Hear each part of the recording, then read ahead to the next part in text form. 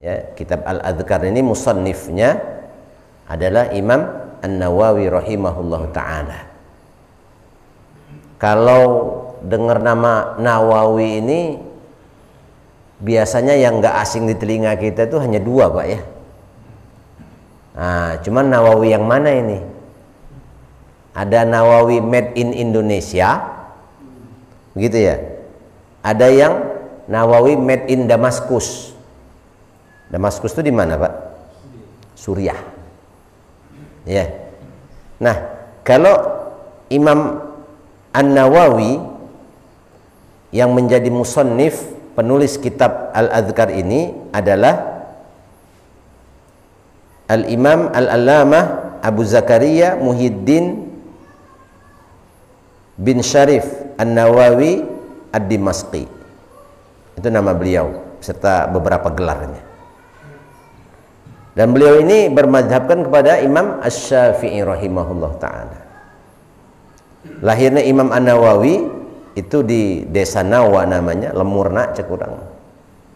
Ya, di Damaskus, Suriah pada tahun 631 Hijriah kurang lebihnya. Kemudian wafatnya tahun 676 Hijriah. Jadi umur beliau itu singkat sekali, Pak. Ya. Antara 43 sampai 45 tahun sudah wafat, Masya Allah.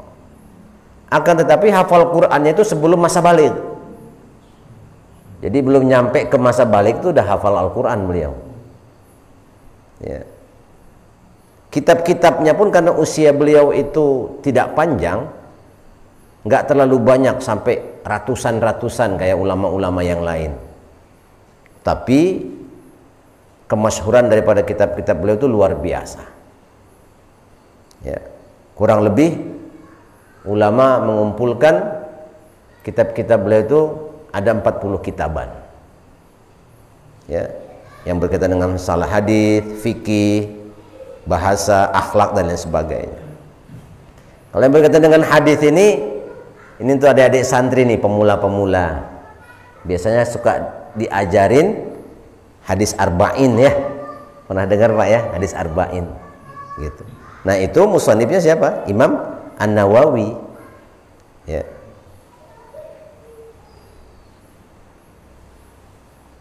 Kemudian Riyadhus Shalihin, pernah dengar, Pak, ya, kitab itu, ya. Nah, itu beliau juga tuh musannifnya. Al-Minhaj, ya. Itu Syarah Sahih Muslim.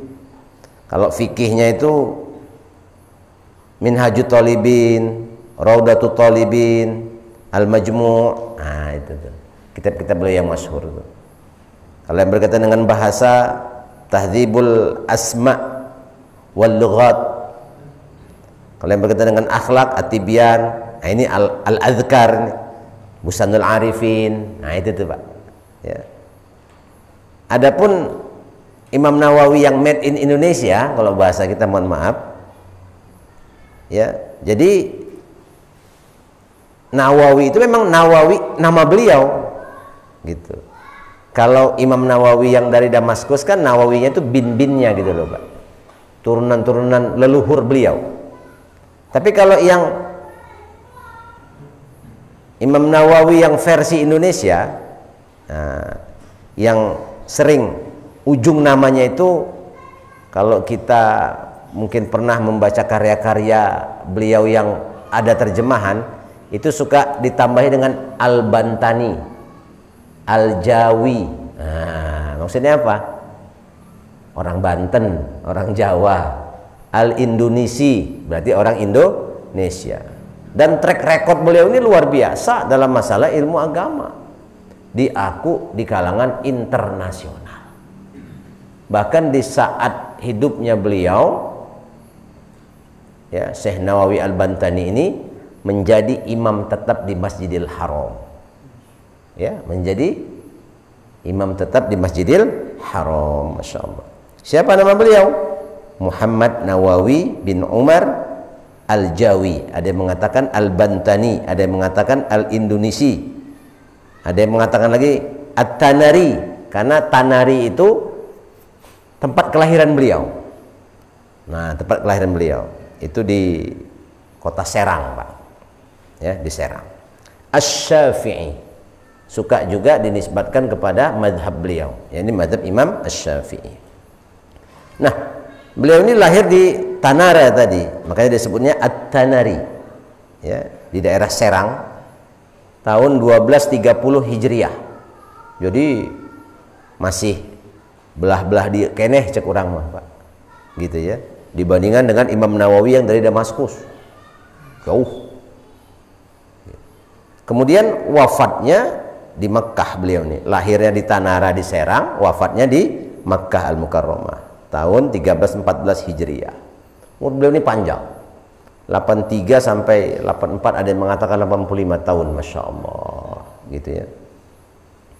Kitab-kitab beliau pun banyak, kurang lebih 100-an lebih, Pak, kitab-kitab beliau. Ada 115 kitab, Masya Allah.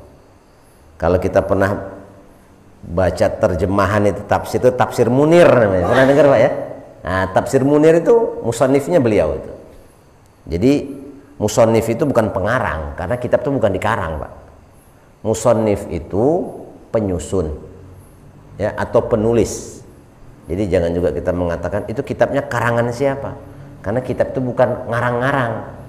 Kitab itu ditulis, ya, dengan referensi yang harus dipertanggungjawabkan sampai ke akhirat, Masya Allah. Maka disebutnya musannif. Kemudian Kasifatus Saja itu syarah Safinah, kitab Safinah, Pak, ya, itu kitab dasar untuk santri-santri ini, adik-adik, Masya Allah.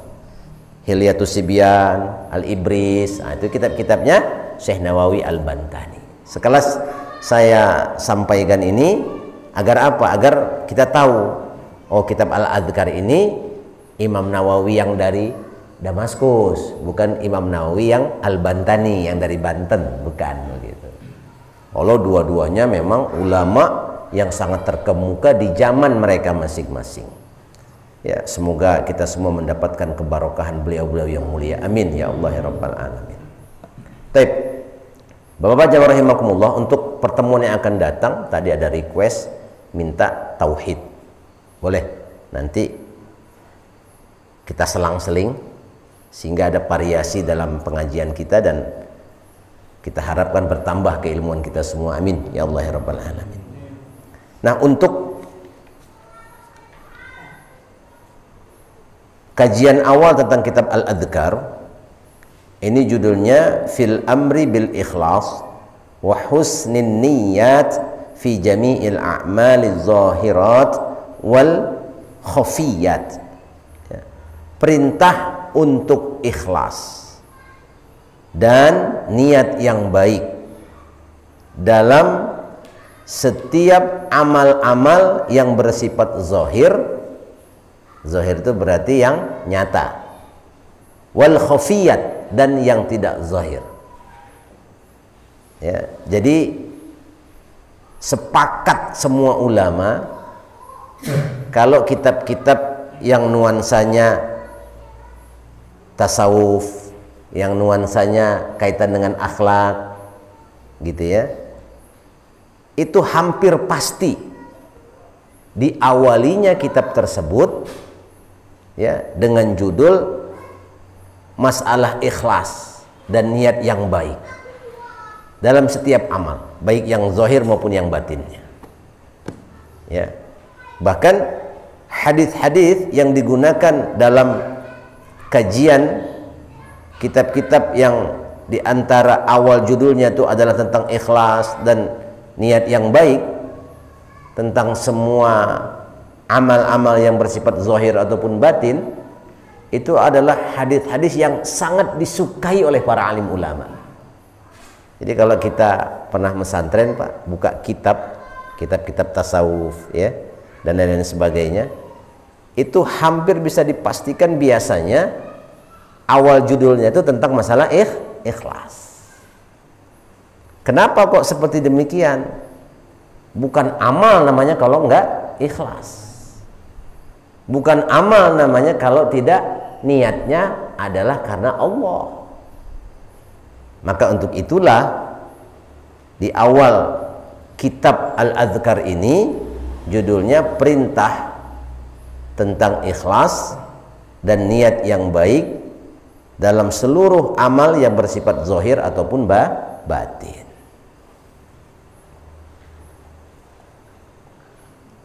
Dalam hadis yang lain Nabi SAW bersabda, innallaha la yanzur, sesungguhnya Allah Ta'ala tidak melihat ila ajsamikum, bentuk tubuh kamu, ya, apakah yang proporsional tubuhnya, mungkin sterek karena sering fitness misalkan, mohon maaf ya, atau yang perutnya bucitrek gitu Pak, lantas jadi minder pi aiben cek orang mah gitu ya. Allah nggak ngelihat itu yang Allah tekankan dalam hadis tadi, innallaha la yanzur ila ajsamikum, Allah nggak lihat potongan tubuh kita, wala ila suwarikum, juga nggak ngelihat penampilan kita nih, ganteng, putih, hitam, hidungnya mancung apa demes gitu Pak, mohon maaf ya kan, nggak jadi patokan tuh bagi Allah Ta'ala.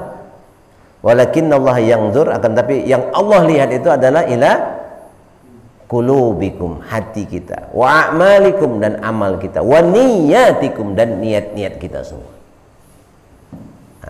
Dan niat ini tentulah bagian daripada amal yang khafiyat, amal yang khafi, yang nyumput, tersembunyi, nggak kelihatan dia Pak, yang tahu hanya orang tersebut dan Allah Subhanahu wa Ta'ala.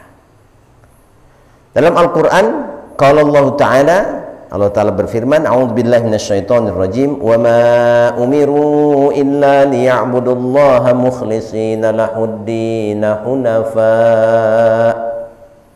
wa ma umiru, dan tidaklah diperintahkan kepada mereka, illa, kecuali, liya'budullaha, hanya menyembah Allah saja, mukhlisin, dengan ikhlas, lahuddin, dalam menjalankan agama, hunafa, kudu lempeng cek orang, harus lurus, ulah pungkal pengkol, ulah luak liuk. Kalau untuk urusan agama mah harus pakai kacamata kuda, jangan pakai kacamata riben, kata saya. Kenapa kau harus pakai kacamata kuda? Kacamata kuda itu bukan di depan hadirin, tapi di samping kiri kanan. Mau toronton lewat nggak peduli itu Pak, kuda tuh lurus pokoknya ya. Nah, hendaknya itu ibrah, pembelajaran bagi kita dalam menjalankan agama. Nggak sedikit jamaah rahimakumullah ya, yang jadi penggodanya itu malah bukan orang lain, kadang-kadang mohon maaf, justru orang-orang yang di ring satu ya, lingkaran terdekat kita, dan mereka adalah orang-orang yang kita sayangi, kita cintai, kita kasihi.